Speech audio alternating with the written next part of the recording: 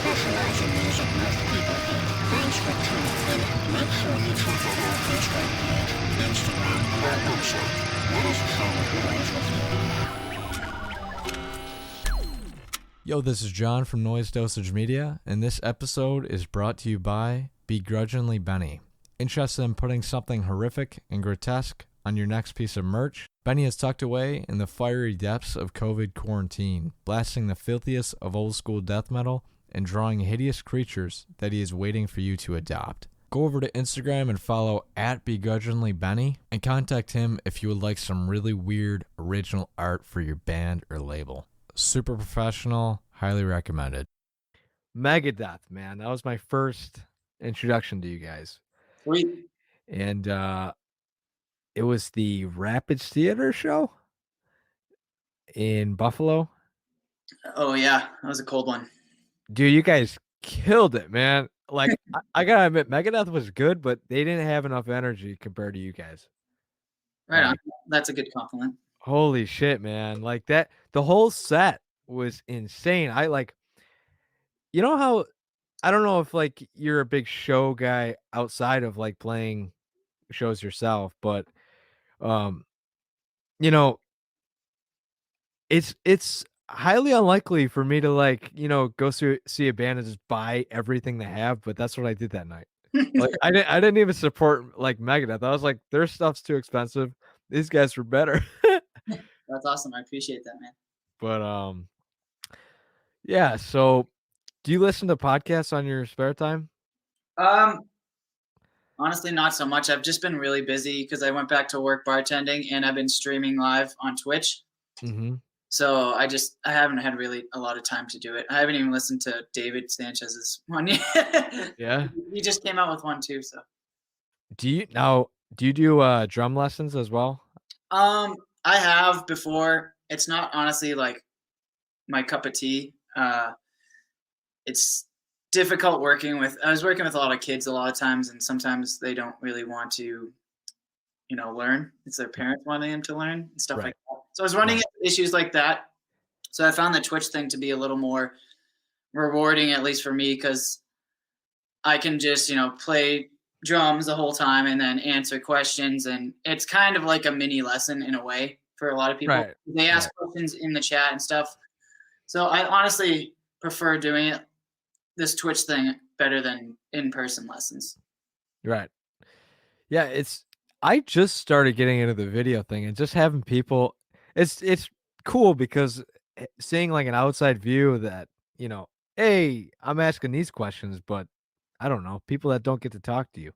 It's cool. Yep. But so I'll start with like the questions I wrote down.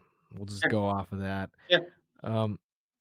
So what are some things like you like to achieve within the next 2 years with Havok? Well, first, it'd be nice to get back on tour.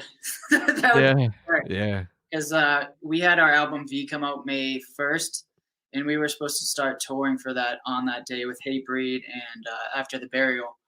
Right. And we had a whole summer of festivals in Europe, and then we hadn't really booked much beyond that because, by that time, the pandemic already occurred, and we had already, kind of canned of the year, basically. So right.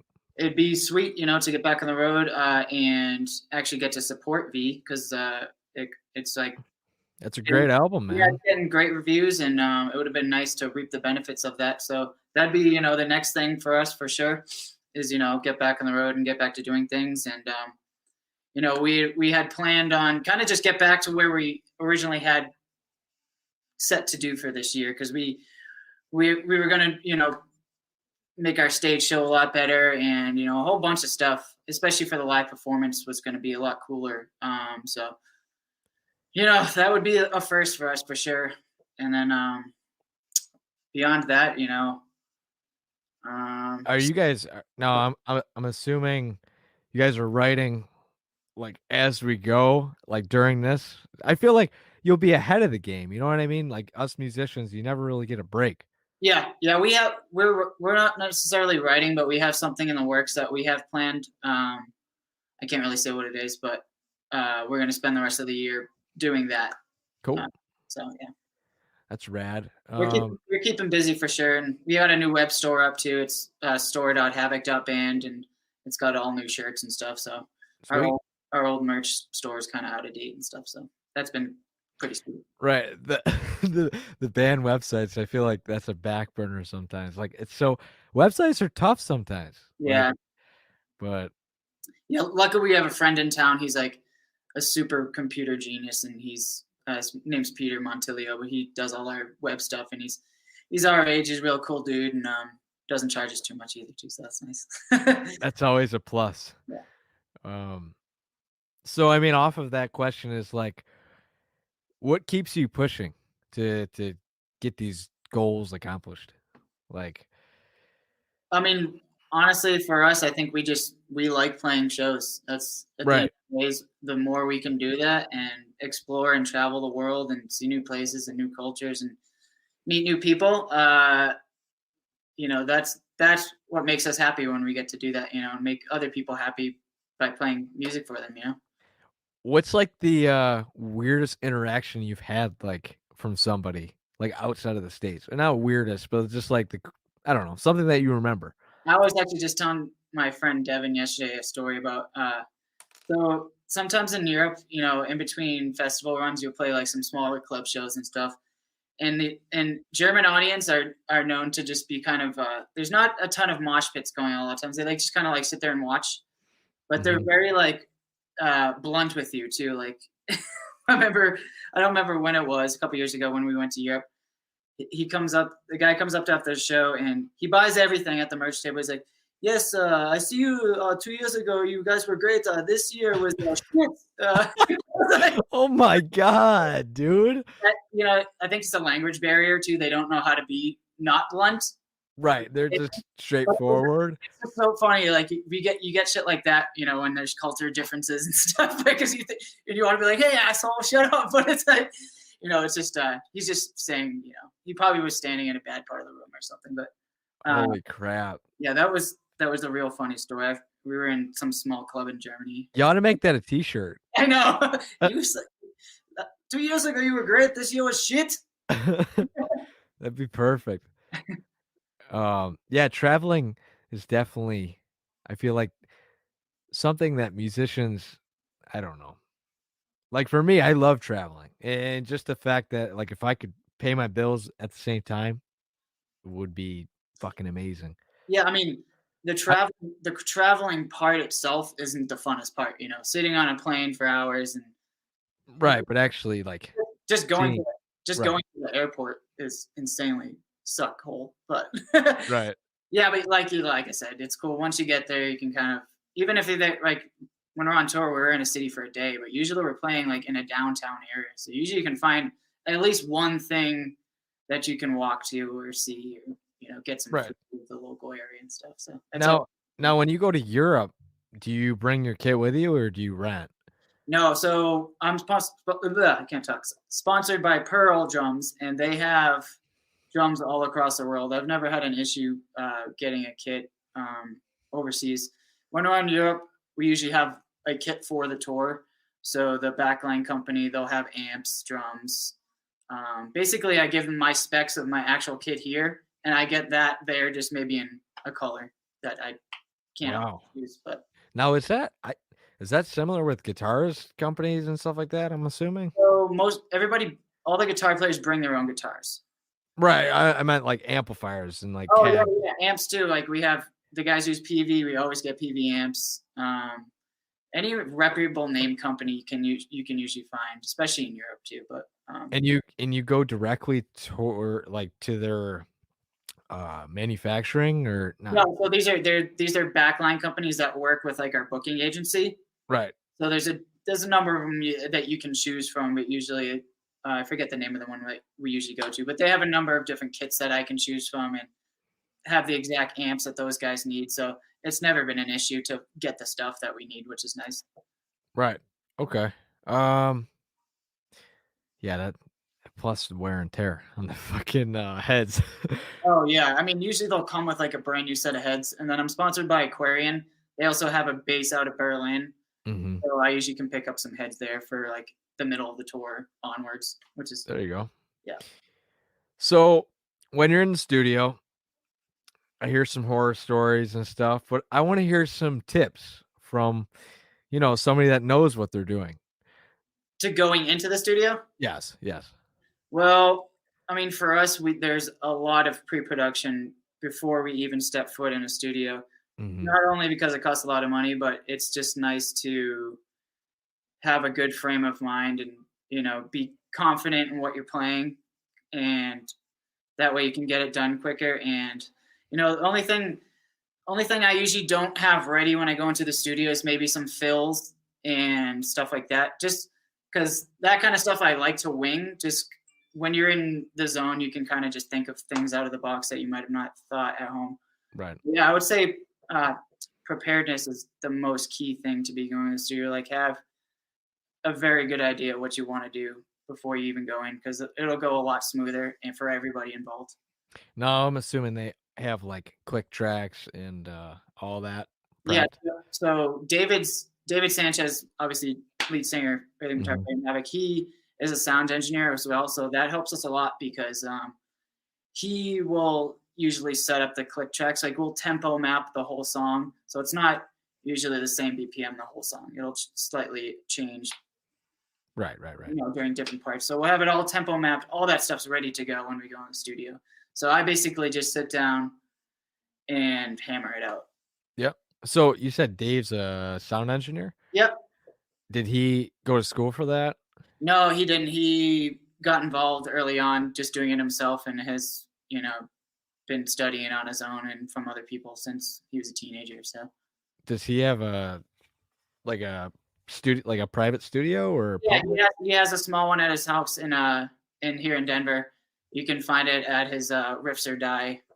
Oh, sweet. I did not know that. That's Yeah, that's freaking rad. he's done a lot more of it too because we're home. So if anybody watching, if you guys need some audio work done, just hit him up on there.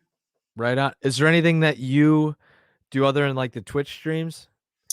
Music wise, not so much, just because like I said, I've been working full time. But I go on Twitch 3 to 4 times a week for an hour and a half to 2 hours each time, and I do song requests for people, and it's fun That's time. sweet. So yeah, That's awesome. people can subscribe to it. I have about 160 subscribers now, so it's a few $100 a month so far. It keeps me playing. That's the best part, and interacting. Right. To me, like, just the little comments keep me doing what I do. Like, it doesn't have to be like subscribers. It's just like, hey man, I really enjoy your podcast, and that one thing that I said with the one answer, like, I'm like, shit, man, like, I appreciate that. Yeah. I don't know. It's the small things with the music industry. Yeah. Yeah, I mean, especially in metal too, it's a small knit community. I mean, the more you tour, the more you see the same people too. Right. So it's cool. It's cool to see that that people care. Yeah. Right. So this is the first time I've ever asked this question, and you probably would get this on an interview, like a regular job interview, Yeah. but I want to see how musicians react to the question. So, can you give me a success story where you failed multiple times, but you overcame it with time? Like, it doesn't have to do with music. Yeah.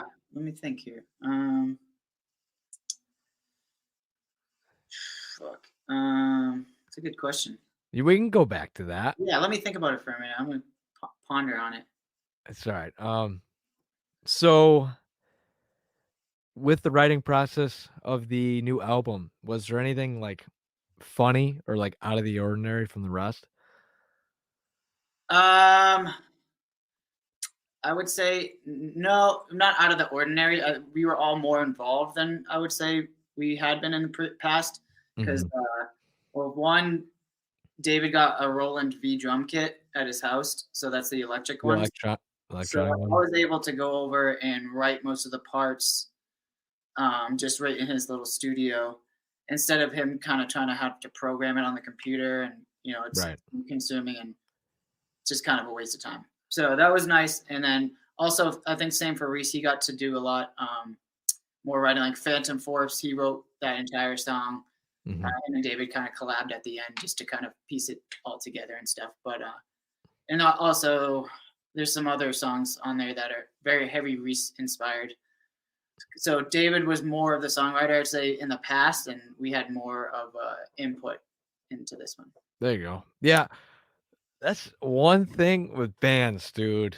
Like, it's so hard with so many people. You're like, how about we put this part next? How about we put Yeah, this part next? it can be difficult because it's never ending, honestly. Right. And like, my question to you is, when Reese does a song, is it the full thing? Like, or do they like put parts together? Yeah, so like Phantom Force for one was all Reese, but most of the time it's pieced together. Mhm. Like the way we write is, if David or Reese or anyone, I play guitar, but if they think of a riff, they'll just immediately record it. So we just have these like stockpiles of riffs. There we go. So Yeah. it's honestly makes it very easy to make a song that way, because Mhm. we already know it's going to sound, we like the part. And to write a rock song, you really only need like, the verse, chorus.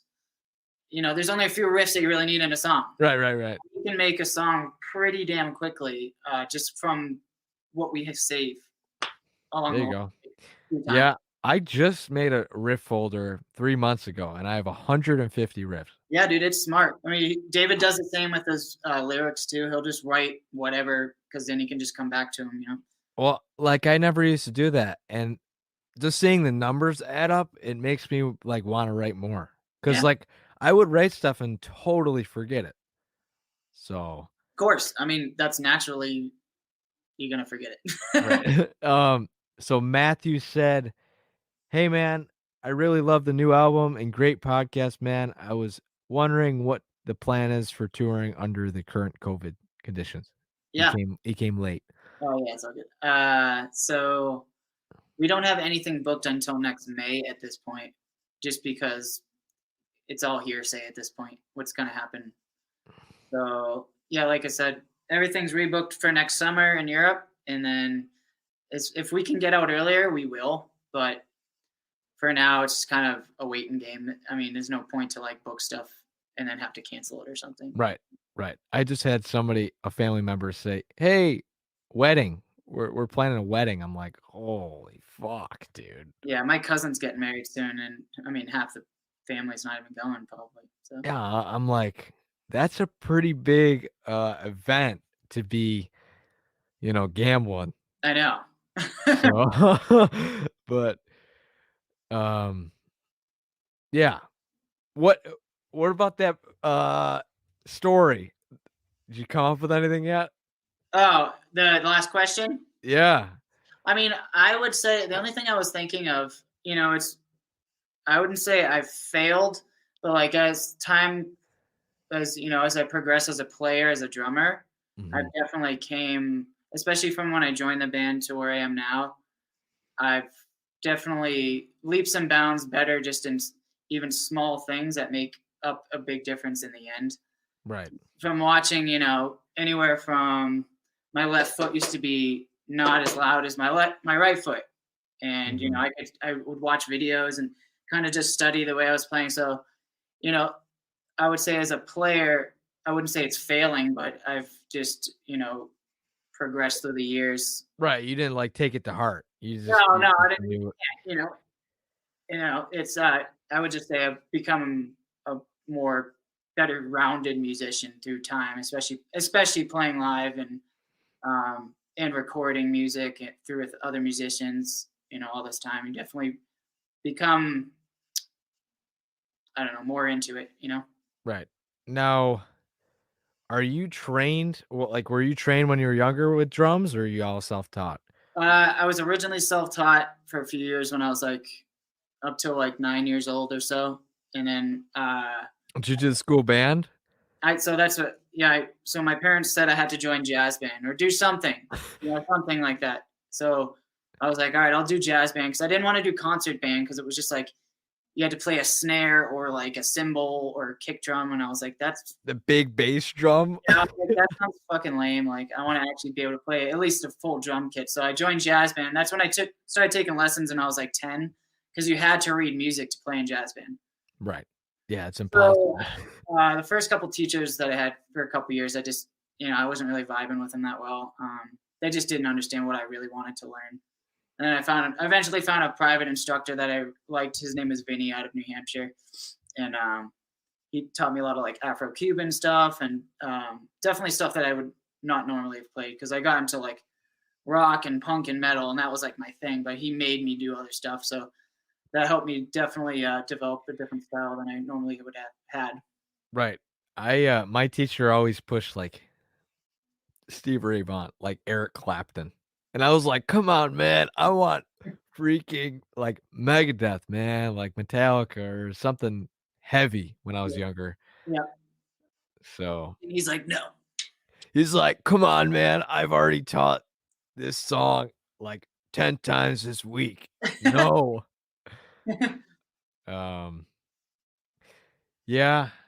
I mean, if I were to go back, I really kind of wish I did jazz band because I feel like you just get the rudiments. You don't lose it. Yeah, I mean, it was cool. Definitely helped me. It was tough to read drums too, like because it's not like anything else. Each note is a fucking drum or a cymbal. Right. It took like I started like at 10 taking lessons, and even when I started jazz band in 6th grade when I was 12, it was still difficult. Like to read as fast as you have to go along with the song. It was plenty difficult to do. Right. Yeah, I mean, I've opened a tablature, if that's what you call it, like a tablature book of drums. It's just a bunch of X's. Yeah, the X's are the symbols. Yeah. Yeah, so you're off to a good start. Yeah, exactly. That's it. I just need a double bass, man. Yeah. Yeah, I couldn't imagine like a Havok song written out like that. It'd be so ridiculous. Yeah, it'd be just like Yeah, typewriter. funny, man. That is funny. Yeah. All right. Well, you said Europe. Are you coming to the United States or? Yeah, I mean, we will. Like I said, if we can get out earlier, we would probably do the States first. Okay. But if that doesn't happen, next fall. Do you have Buffalo or Rochester on the radar or what? Yeah, we always do. Yes. I mean, Okay. we always have played Rochester, Buffalo, not so much recently. Right. But Yeah, there's more. what It's is it? like bigger venues in Buffalo, Yeah, though. is it like 3 or 4 hours apart or something? No, they're only an hour and a half. Oh, okay. So you could come to one. Yeah, I'll be there. What the hell? I haven't seen you guys like since. Holy shit, man. Yeah, the Megadeth show. It's been Wow. a while. Yeah, we've played like Montage Music Hall a couple times since then. Right. And I don't know what I was at college or some stupid shit, Yeah. but yeah. So, All right. so that was 4 years ago. Yeah, that's a freaking long time. It's crazy. But that was probably one of the most wild Suicidal Tendencies was on that, right? Yeah. Them and Bodum.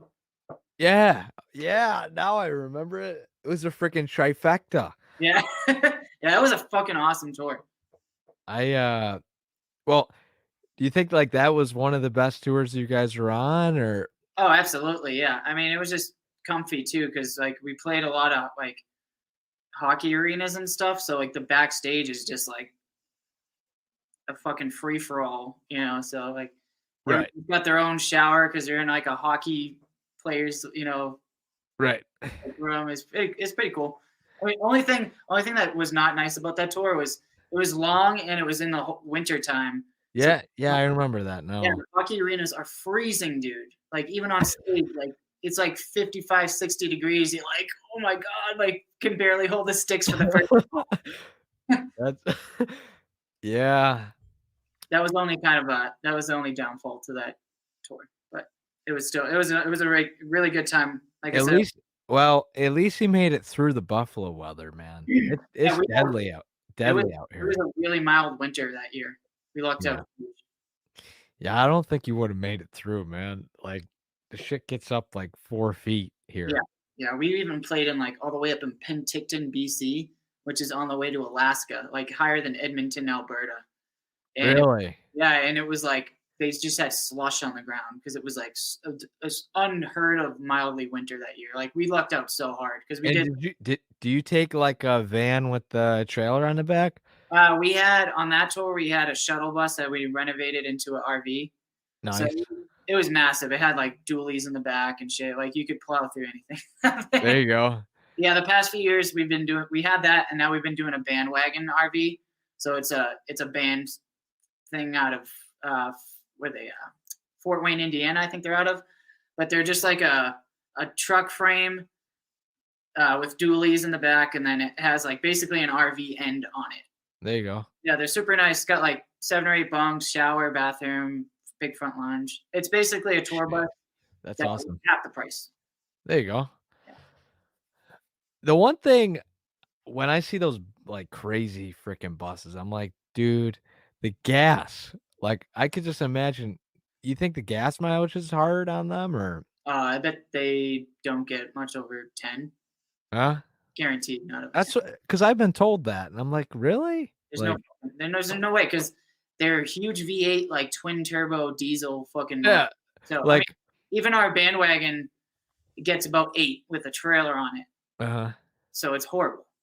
Yeah, and I said it. I'm like, the gas has to be expensive. Like you're not traveling for free. Yeah, and they're like, somebody told me there's almost no difference between one of those larger vans versus just a regular band van. I'm like, fuck no way.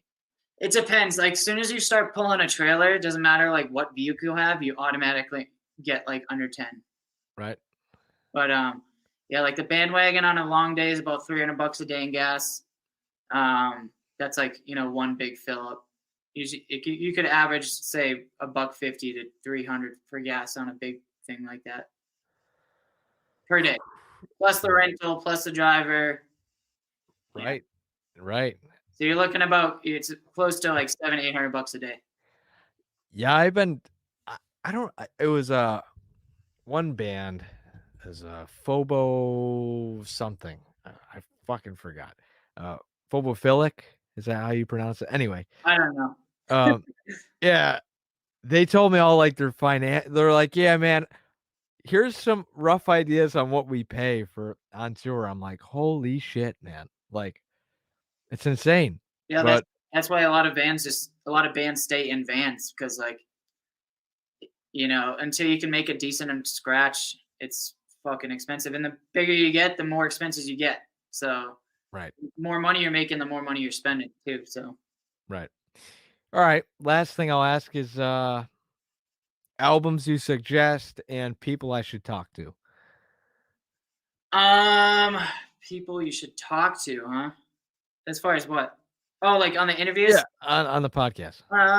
People that are cool. I don't know, just let's see. Funny. You know who's a funny guy? Is Phil Dubois, the old Revocation drummer. Okay. He could have some good stories for you. He's a super sarcastic son of a bitch.